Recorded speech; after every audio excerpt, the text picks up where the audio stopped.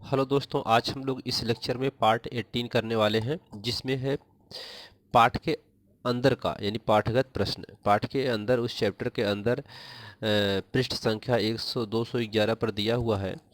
तो उस प्रश्नों के उत्तर को देखते हैं। नेत्र की समंजन क्षमता से आप क्या समझते हैं? हमने बताया था कि समंजन, जब इसको हम लोग पढ़ रहे थे तो उसमें बताया गया था कि समंजन मीन्स होता है समायोजित करना, वो दूर हो या पास हो। वह अब फोकस पर प्रतिबिंब अपने बना ले या रेटिना पर प्रतिबिंब बनाए तो उसे हम कहते हैं समंजन। तो आँख की समंजन क्षमता क्या है? नेत्र लेंस की वह क्षमता, यानी आँख की जो लेंस है आँख में उसकी क्षमता, जिसके कारण वह अपनी फोकस दूरी को समायोजित कर लेता है। अर्थात आप लिख सकते हैं फोकस दूरी की जगह प्रतिबिंब रेटिना पर बना लेता है। ठीक है, आप ऐसा लिख सकते हैं कि नेत्र लेंस की वह क्षमता जिसके कारण वह अपनी प्रतिबिंब रेटिना पर बना लेता है, या आप लिख सकते हैं फोकस दूरी को समायोजित कर लेता है, नेत्र की समंजन क्षमता कहलाता है। ठीक है, दूसरा है निकट दृष्टि दोष का कोई व्यक्ति 1.2 मीटर से अधिक दूरी पर रखी वस्तु को सुस्पष्ट नहीं देख सकता। इस दोष को दूर करने के लिए प्रयुक्त संशोधक लेंस किस प्रकार का होना चाहिए? ठीक है, तो व्यक्ति में दोष कौन सा है? निकट दृष्टि दोष है। ठीक है, और वह कितनी दूर पर वस्तु है? 1.2 मीटर से अधिक दूरी रखी वस्तुओं को सुस्पष्ट नहीं देख पाता है, तो उसमें लेंस कौन सा लगेगा ये पूछा जा रहा है। तो इसमें हम देख रहे हैं कि निकट दृष्टि दोष में दूरी इतना है, तो इसमें क्षमता इसकी क्या आ जाएगी? 0.83 डायोप्टर आ जाएगा। क्षमता लेंस की क्षमता P बराबर होता है, यहाँ P लिख सकते हैं आप, P बराबर होता है 1/f।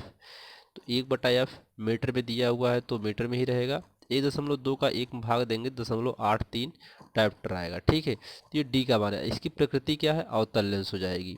कौन सी लेंस हो जाएगी? अवतल लेंस हो जाएगी, क्योंकि यह निकट दृष्टि दोष के लिए अवतल लेंस का प्रयोग करते हैं। तो निकट दृष्टि दोष दूर करने के लिए अवतल लेंस का प्रयोग करना चाहिए। ठीक है, अगला है तीसरा क्वेश्चन।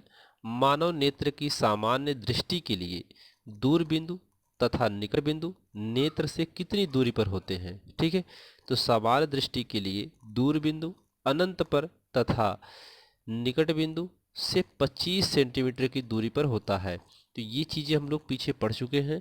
इसे आपको जो क्वेश्चन है, अगर आप थियरी अच्छे से पढ़ लेंगे तो क्वेश्चन अपने आप आपको आ जाएंगे। तो ये चीज़ हम लोग पीछे पढ़े हैं कि सामान्य दृष्टि के लिए दूर बिंदु कितने पर होती है? अनंत पर होती है, और निकट बिंदु के लिए 25 सेंटीमीटर की दूरी पर होता है। अगला क्वेश्चन है, चौथा है, इसमें प्रश्न संख्या 4 है। अंतिम पंक्ति में बैठे किसी विद्यार्थी को श्यामपट्ट पर लिखा हुआ पढ़ने में कठिनाई होती है। ठीक है, यह विद्यार्थी किस दृष्टि दोष से पीड़ित है? इसे किस प्रकार का संशोधित किया जा सकता है? इसको हम कैसे संशोधित कर सकते हैं कि जो व्यक्ति पीछे बैठा है और ब्लैक बोर्ड पे नहीं देख पा रहा है, तो उसको देखने के लिए कौन सा लेंस चाहिए? तो यह विद्यार्थी निकट दृष्टि दोष से पीड़ित है। ठीक है, इसे अवतल लेंस की आवश्यकता होगी।